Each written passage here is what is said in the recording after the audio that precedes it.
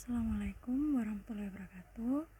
Perkenalkan, nama saya Aulia Fitriansyah, NIM 081 811 333 024. Di sini saya akan sedikit menjelaskan mengenai kenapa video ini saya buat, untuk apa tujuannya. Langsung aja. Jadi video ini saya buat untuk memenuhi tugas Fisika Komputasi 1, pemenuhan ujian tengah semester bagian pertama, di mana nantinya saya akan menjelaskan mengenai peripheral komputer serta bahasa pemrograman. Langsung saja. Untuk peripheral komputer, saya akan menjelaskan mengenai definisi. Yang pertama yakni definisi dari peripheral. Peripheral komputer merupakan perangkat keras tambahan yang dihubungkan ke komputer untuk memasukkan dan mendapatkan info ke dalam atau dari komputer. Nah, di bagian kanan ini sudah terdapat CPU, motherboard, dan power supply komputer serta monitornya. Bagian ini merupakan bagian inti dari komputer. Nah, tapi yang dimaksud dengan peripheral komputer bukanlah bagian inti dari komputer itu sendiri, melainkan peripheral komputer masih tetap berhubungan dengan komputer, namun bukan bagian dari ketiga gambar yang saya cantumkan. Oke, selanjutnya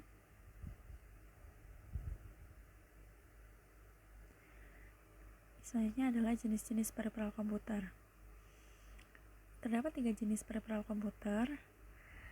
Yang pertama yakni input peripheral, output peripheral, dan storage peripheral, di mana input peripheralnya terdiri dari mouse, joystick, scanner. Output peripheralnya terdiri dari printer, speaker, plotter. Sedangkan storage pastinya ada 2, yakni hard drive dan flash disk. Oke.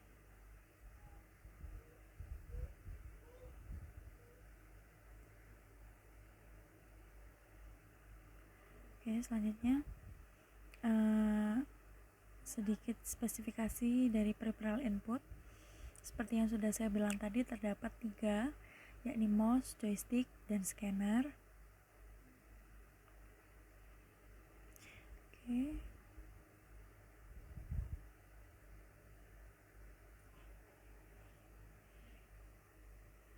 Oke, untuk mouse merupakan piranti penunjuk yang digunakan untuk memasukkan data dan perintah ke dalam komputer.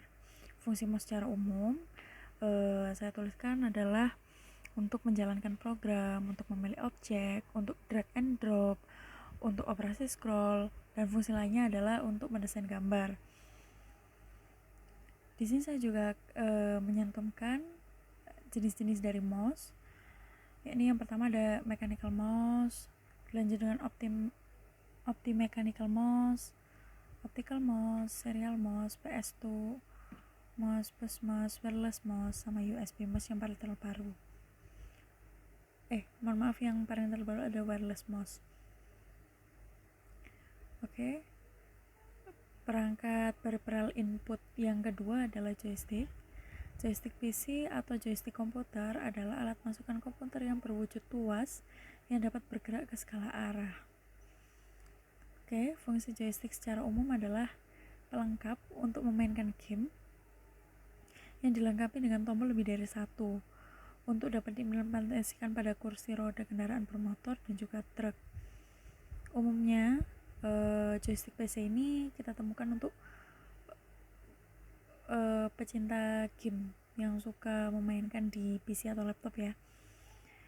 Di sini saya juga sedikit memaparkan mengenai beberapa macam dari joystick, yakni joystick Logitech Rumble, Logitech Racing Wheel, Logitech Extreme 3D Pro, joystick sebagai setir pesawat, joystick fungsi turbo, dan sebagai controller. Oke. Peripheral input yang terakhir adalah scanner. Scanner ini merupakan suatu alat yang digunakan untuk memindai suatu bentuk maupun sifat benda seperti dokumen, foto, gelombang, suhu, dan lain-lain. Umumnya di PC hanya untuk memindai dokumen ya, seperti dokumen resmi atau foto atau ijazah dan lain-lain. Kalau pengoptimalannya seperti gelombang, suhu, dan lain-lain belum seoptimal itu untuk digunakan di umum. Jadi fungsi scanner ini secara umum adalah untuk menyalin berkas, dokumentasi, pengelolaan berkas, dan mengamankan berkas. Oke. Beberapa macam dari scanner sendiri adalah ada flatbed scanner, seat speed scanner, integrated scanner, drum scanner, portable scanner. Oke. Selanjutnya adalah spesifikasi dari peripheral output. Sudah yang saya jelaskan tadi, terdapat 3 peripheral output yang akan saya bahas, yakni speaker, printer, dan plotter. Yang pertama adalah speaker. Speaker komputer atau pengeras suara komputer adalah perangkat pengeras suara eksternal yang digunakan untuk komputer. Fungsi dari speaker sendiri secara umum adalah untuk mengubah gelombang elektromagnetik menjadi gelombang bunyi. Oke. Saya juga sedikit mengambil beberapa contoh dari speaker, yakni woofer, subwoofer, three-way mid-range, two-way, three-way full range. Biasanya yang kita pakai di komputer ini menggunakan teknologi three-way full range ya, dengan bentukan seperti yang ada di gambar pojok kanan ini. Oke, selanjutnya adalah printer. Printer ini merupakan piranti yang menampilkan data dalam bentuk cetakan baik berupa teks maupun gambar atau grafik di atas kertas. Biasanya kita memanfaatkan printer ini untuk mencetak dokumen, mencetak foto, mencetak banner atau spanduk, dan mencetak stiker dan sablon. Terus beberapa jenis dari printer sendiri di sini saya sebutkan adalah printer inkjet, printer laserjet, sama printer domatrik. Oke, berikut merupakan salah satu alat terakhir di bagian peripheral output, yakni plotter. Plotter adalah printer grafis yang menggambar dengan menggunakan pena-pena tinta. Plotter juga merupakan perangkat output pertama yang mampu mencetak gambar sebesar gambar arsitektur dan engineering. Biasanya fungsi plotter ini digunakan untuk mencetak peta, mencetak gambar arsitektur, dan mencetak gambar ilustrasi 3D yang berukuran besar dengan kualitas yang tinggi. Nah, beberapa contoh dari plotter sendiri adalah plotter pena, plotter elektrostatis, dan plotter thermal. Ketiganya memiliki fungsi dan kelebihan masing-masing. Oke. Next adalah spesifikasi dari peripheral storage, yakni penyimpanan. Cuma ada 2, biasanya hard drive sama flash disk ya. Oke, langsung aja. Hard drive atau hard disk merupakan perangkat keras yang digunakan untuk menyimpan konten dan data digital pada komputer kita. Biasanya hard drive ini berfungsi untuk menyimpan data dan informasi, lalu untuk mengambil data dan informasi. Jadi setelah kita simpan, kita bisa ambil kembali, kita bisa simpan kembali, dan sebagainya. Lalu beberapa macam dari hard drive atau hard disk sendiri adalah SATA, ATA, AIDE, SCSI, RAID, SSD yang paling terbaru ya buat hard disk ya. Oke, selanjutnya adalah flash disk. Flash disk ini merupakan alat penyimpanan data memori kilat tipe NAND yang memiliki alat penghubung USB yang terintegritas. Jadi dulunya itu tempat penyimpanan eksternal hanya ada hard disk. Namun setelah perkembangan zaman, ditemukannya teknologi dari penerapan elektronika dan fisika komputasi, sehingga ditemukannya ini ruang penyimpanan eksternal yang lebih kecil, yakni yang mudah efisien untuk dibawa, yakni flash disk. Oke, fungsi flash disk secara umum yakni untuk menyimpan dan memindahkan data dalam berbagai format, terus untuk menjalankan aplikasi dan sistem operasi portable, lalu yang terakhir untuk media instalasi sistem operasi baru untuk komputer tanpa DVD, ya kan. Jadi semakin ringkas semakin efisien penggunaannya. Oke, ini adalah pembahasan kedua dari tugas yang diberikan oleh dosen pengampu. Jadi yang pertama tadi saya sudah menjelaskan mengenai peripheral komputer. Selanjutnya saya yang kedua akan menjelaskan mengenai bahasa pemrograman. Yang pertama saya membahas mengenai definisi bahasa pemrograman. Bahasa pemrograman atau biasa disebut dengan bahasa komputer adalah instruksi standar untuk memerintah komputer. Bahasa komputer ini merupakan suatu himpunan dari aturan sintaks dan sistematik yang dipakai untuk mendefinisikan program komputer sendiri. Jadi biasanya komputer tuh memiliki beberapa aturan supaya dia bisa menampilkan beberapa fitur atau gambar atau aplikasi tertentu di monitornya. Jadi aplikasi yang tersusun tuh juga terdiri dari beberapa sintak yang rumit. Dari pengalaman mata kuliah fisika komputasi praktikum yang telah saya dapatkan. Oke, di sini terdapat beberapa jenis bahasa pemrograman yang sempat viral atau sempat booming pada masanya dan sampai sekarang. Yang pertama di sini ada Java, terus ada PHP, ada bahasa C, Visual Basic, Python, dan C++. Oke. Saya akan mengulas satu-satu dari setiap jenis bahasa pemrograman yang sempat booming atau viral sampai sekarang juga digunakan. Yang pertama yakni Java. Java ini merupakan sebuah jenis bahasa pemrograman yang sangat populer karena dapat digunakan pada berbagai platform yang berbeda. Nah, selanjutnya untuk bahasa C adalah salah satu bahasa pemrograman yang paling awal ditemukan dan digunakan. Pastinya mereka memiliki kelebihan dan kekurangan masing-masing ya.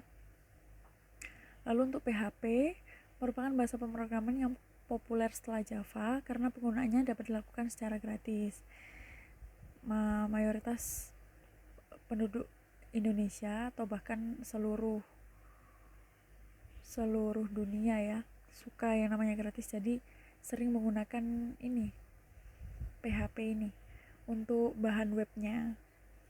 Selanjutnya adalah Visual Basic. Visual Basic ini salah satu produk dari Microsoft, di mana dia menawarkan ide visual dalam pembuatan software. Selanjutnya adalah Python. Python merupakan bahasa pemrograman tingkat tinggi yang mudah dipahami. Dan yang terakhir ada C++, merupakan bahasa yang dikembangkan dari bahasa C. Jelas judulnya C++ ya, jadi pasti pengembangan dari C, bahasa C yang sudah kita bahas. Bahasa C ini pemrograman yang paling awal, jadi apa-apa yang ditemukan di awal selalu terus dikembangkan sehingga mendapatkan ini C++, bahkan kemungkinan plusnya sampai ada yang 3. Oke, selanjutnya ini saya akan memilih 3 bahasa pemrograman yang tadi sudah saya jelaskan.